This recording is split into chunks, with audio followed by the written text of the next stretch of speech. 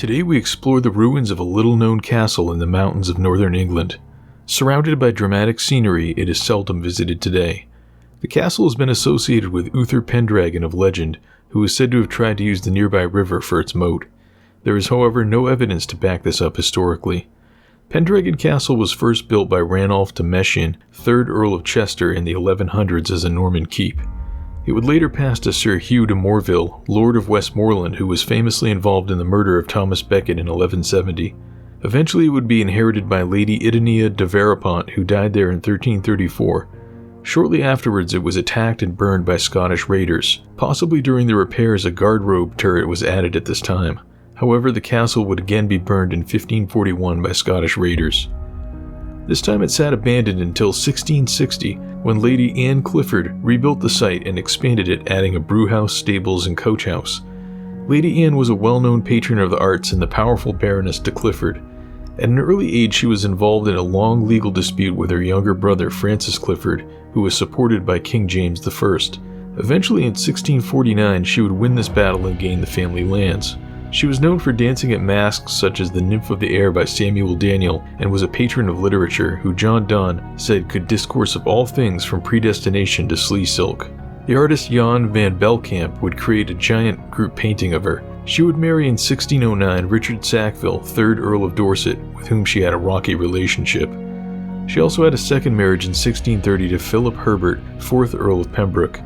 Alongside Pendragon Castle's restoration, she was also involved with works on Braw, Appleby, Brougham, and Skipton castles.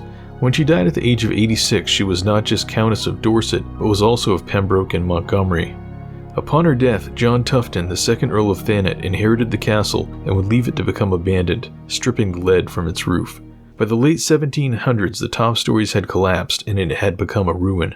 Eventually, in the 1960s, the castle went up for auction and has been in private hands ever since.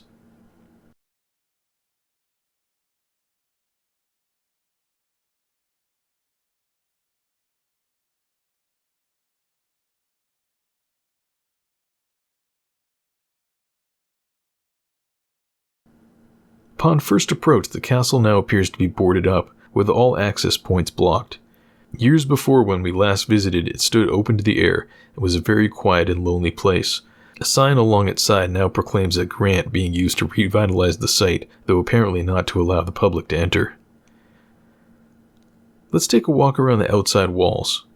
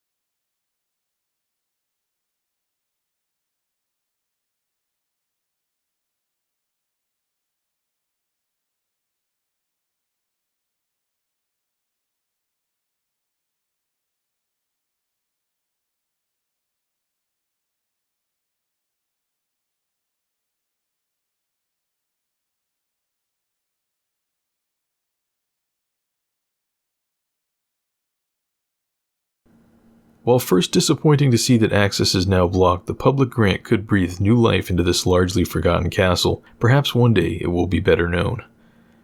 Join us next time as we continue to explore an abandoned world.